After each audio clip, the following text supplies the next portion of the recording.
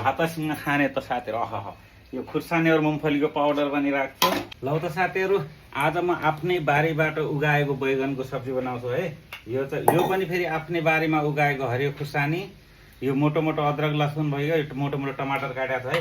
Video चाहिँ पुरा हेर्नु होला साथीहरू, म सबै कस्तो बन्छ के बन्छ सबै देखाउँछ है त साथीहरू, भिडियो फुल वाच गर्नु होला है।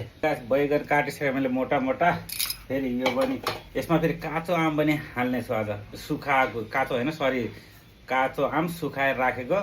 फेरि हाफ बोइल आलु पनि छ। ग्यास चालु गरिसकेँ। अब म पहिला यसमा हाल्छु जिरा होइन, प्याज चाहिँ हाल्दैन। यो अदरक लसुन कुटेको मोटो मोटो। अब चाहिँ पहिला म यसमा टमाटर राख्छु। टमाटर भयो, आलु हाफ बोइल चाहिँ पछि हाल्छु म। हल्का टमाटरलाई गलाएर त्यसपछि बैगन राख्छु। गलिसक्यो, अब बैगन पनि राख्छु। मोटा मोटा काटेको छु मैले रफली सबैतिर होइन। सबै बनाउने आफ्नो आफ्नो तरिका हुन्छ, तर म आज यो तरिकाले बनाउँदैछु, कस्तो हुन्छ है। फेरि किनकि आलु पनि हाफ बोइल छ, यो पनि राख्छु।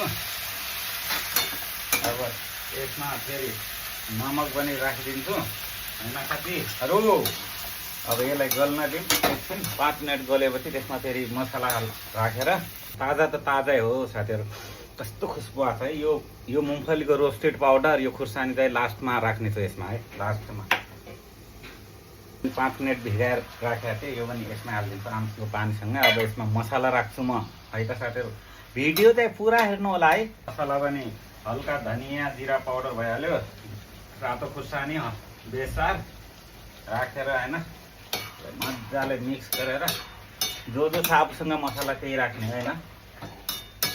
कहिलेकाहीँ के खै किन कस्तो खाने मन लाग्छ भने मलाई अलग अलग अर्कै चिज खाने मन त अब कसैले खायो होला रे। तब यसमा फेरि यो हाल्ने, फेरि यो मही छाँट होइन, खै यस्तो यस्तो खाने मन लाग्छ कि कुरै नगर है। मेरो सब्जी पनि रेडी भयो। अब यही पनि यसमा राख्छु। भातसँग खाने त साथीहरू अह यो खुर्सानी और मुम्फलीको पाउडर पनि राख्छु। 10 मिनट पकाएपछि रेडी। हरो धनियाँ हाल्यो यसमा, मस्त हुन्छ है।